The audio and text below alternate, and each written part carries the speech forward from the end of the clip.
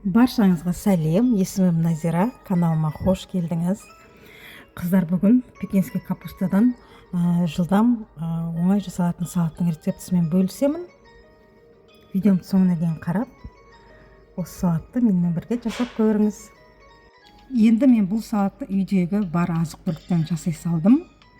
Ауызашарға шамалы ғана уақыт қалды, магазинге жүгіріп барып жүретін уақытым жоқ. Сол себепті осы салатты жылдамдатып жасап жіберейін дедім, және рецептісімен сіздермен бөлісіп қояйын дедім. Бұл жерде енді 300 грамм пекинский капуста, бір қызанақ, бір огурцы және 3 жұмыртқаны қайнатып пісіріп алып, осылай ірі етіп турап, бәрін дайындап, оның үстіне горошек қосамын, және 2 ас қасық, не болмаса 3 ас қасық майонез қосып, жақсылап тұрып араластырып жіберем. Сонымен салатым 5 минуттың ішінде осы салатты дайындап тастадым, қыздар. Каналыма тіркеліп, лайк басып, егер де рецепт ұнаған болса, достарыңызбен міндетті түрде бөлісіп қойыңыз, жарай ма?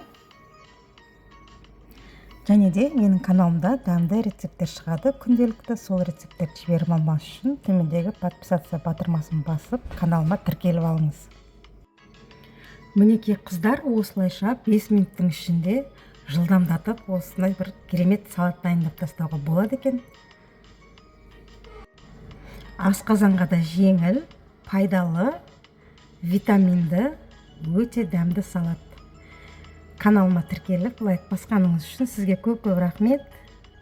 Менімен бірге, менің каналымда, менің осындай шыққан рецепттерімді қарағаныңыз үшін де рахмет.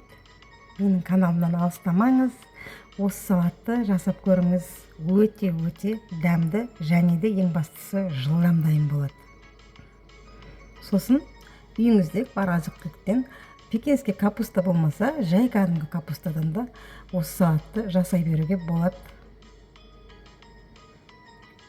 Горохтың орнына соленый огурцы болса, огурцы қоссаңыз болады. Сау саламатта болыңыз.